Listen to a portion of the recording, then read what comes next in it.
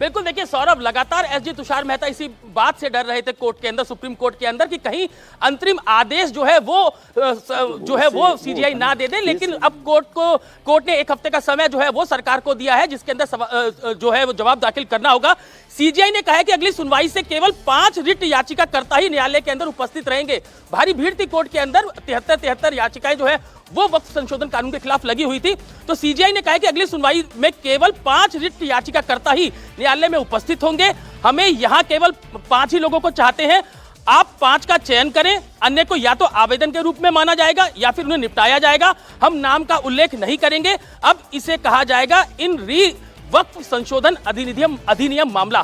CGI Sanjeev Khanna ने कहा कि सुनवाई के दौरान एसजी मेहता ने कहा है कि प्रतिवादी सरकार 7 दिनों के भीतर एक संक्षिप्त जवाब दाखिल करना चाहते हैं और आश्वासन दिया है। सीजीआई जो है वो लगातार जो एसजी तुषार मेहता ने कोर्ट में कहा है उसी को अपने आदेश में लिखवाया है कि एक संक्षिप्त जवाब जो है वो 7 दिनों में देना चाहते हैं एसजी, और आश्वासन दिया है कि अगली तारीख तक 2025 अधिनियम के तहत बोर्ड और परिषदों में कोई नियुक्ति नहीं होगी। उन्होंने यह भी आश्वासन दिया कि अधिसूचना या राजपत्रित द्वारा पहले से घोषित उपयोगकर्ता द्वारा वक्फ सहित वक्फ की स्थिति में कोई बदलाव नहीं किया जाएगा। इसके अलावा जवाब 7 दिनों के भीतर दाखिल किया जाना चाहिए। इस पर प्रत्युत्तर अगले 5 दिनों के भीतर दाखिल किया जाना चाहिए। यह सुप्रीम कोर्ट ने अपने अंतरिम आदेश में। ठीक है अतुल, तो ये अब ये देखिए बड़ी खबर निकल करके सुप्रीम कोर्ट से आई है। अभी 1 हफ्ता पहले ये बिल पास हुआ लोकसभा राज्यसभा से, राष्ट्रपति ने इस पर अपनी मोहर लगाई, देश का एक कानून बन गया जिसमें सरकार ने वक्फ बाय यूजर का प्रावधान ही हटा दिया था। साथ ही ये कहा था कि वक्फ काउंसिल और वक्फ बोर्ड के अंदर 2 गैर मुसलमानों का होना जो नॉमिनेटेड मेंबर होंगे अनिवार्य है। ये 2 बड़े मामले थे जो इनका संशोधन किया गया था, बदलाव किया गया था कानून में, और सुप्रीम कोर्ट ने इन दोनों पर रोक लगा दी है। वक्फ बाय यूजर एक लाइन में समझिए कोई ऐसी संपत्ति जो इस्लामिक काज के लिए इस्तेमाल हो रही है, लेकिन उसका कोई लिखित डॉक्यूमेंट नहीं है कि इसको इस व्यक्ति ने इस साल में इस दिन वक्फ किया। लेकिन चूंकि वो है और मस्जिद बनी हुई मान लीजिए फॉर एग्जांपल, तो मान लिया कि यह वक्फ है। ये अब तक देश में होता था, सरकार ने कहा ऐसा नहीं चलेगा। वक्फ करने के लिए ये आधार काफी नहीं है कि यहां ऑलरेडी कोई धार्मिक कार्य हो रहा है, आप मुझे लिखित में दीजिए। अब वो पुरानी जो ऐसी जितनी भी इमारतें या प्रॉपर्टीज थी वक्फ बाय यूजर की, ये कानून उन पर लागू नहीं हो रहा था, लेकिन उसमें कुछ अपवाद थे।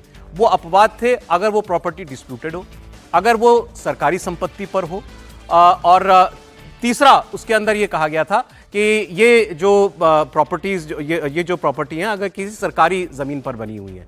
लेकिन अब सुप्रीम कोर्ट ने कल भी ये पूछा था या कि ये रजिस्टर्ड नहीं है, अगर वो रजिस्टर्ड नहीं है प्रॉपर्टी, तो सुप्रीम कोर्ट ने पूछा था कि जामा मस्जिद है यहां पर, वो रजिस्टर्ड भी नहीं है लेकिन वो वक्फ बाय यूजर है, तो आप उसको मानेंगे कि नहीं मानेंगे?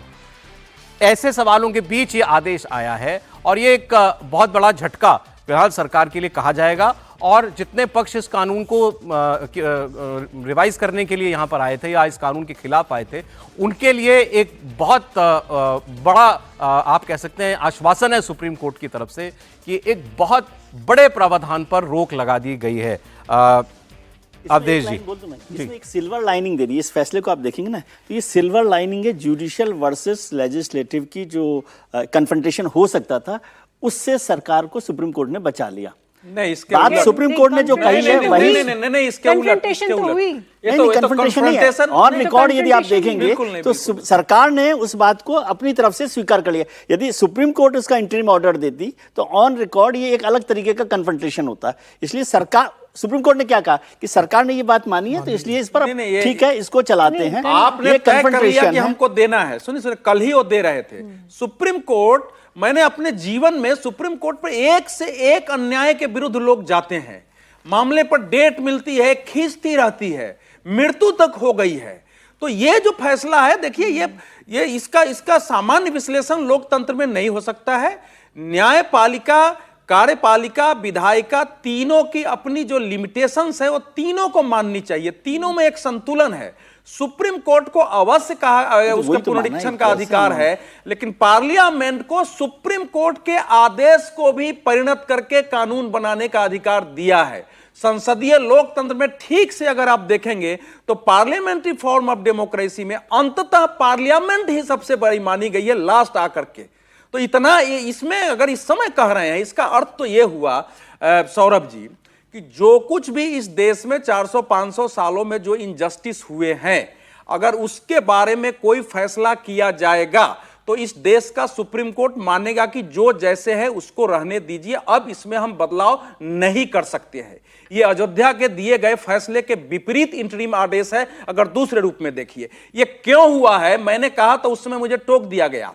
अगर कल्पना करिए कि इस समय मुर्शिदाबाद में हिंसा नहीं होती, जगह जगह इस ढंग से खड़ा होकर यह नहीं कहा जाता कि तुम्हारी मस्जिदें छीन जाएगी, तुम्हारा ये छीन जाएगा, हम आग लगा देंगे, देश जला देंगे, और तो क्या सुप्रीम कोर्ट के सामने मैसेज पहुंचता?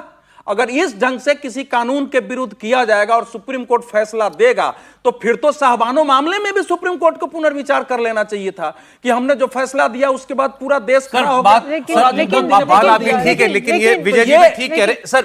अंतिम लाइन क्या वक्फ को यह अधिकार बना रहेगा कि वक्फ जहां चाहे फिर से दावा करती रहे, उस पर सुप्रीम कोर्ट नहीं, ये तो फैसला ही केवल दो प्रोविजन पर। देखिए सर, ये जो इन्होंने कहा वो बात मुझे उचित लग रही है कि सुप्रीम कोर्ट ने क्या कहा कि मैं आदेश देता हूं, एसजी ने कहा ना आप आदेश मत दीजिए। तो उन्होंने कहा, सुप्रीम कोर्ट ने कहा लेकिन मैं चाहता हूं कि जो स्थिति अभी फिलहाल है वैसी बनी रहे, कोई परिवर्तन ग्राउंड पे ना हो। तो एसजी ने कहा ठीक है, हम कोई परिवर्तन नहीं करेंगे, हम आपको भरोसा करते हैं, हम बोर्ड और काउंसिल में नियुक्ति भी नहीं करेंगे और वक्फ बाय यूजर जैसे का तैसा बना रहेगा। नहीं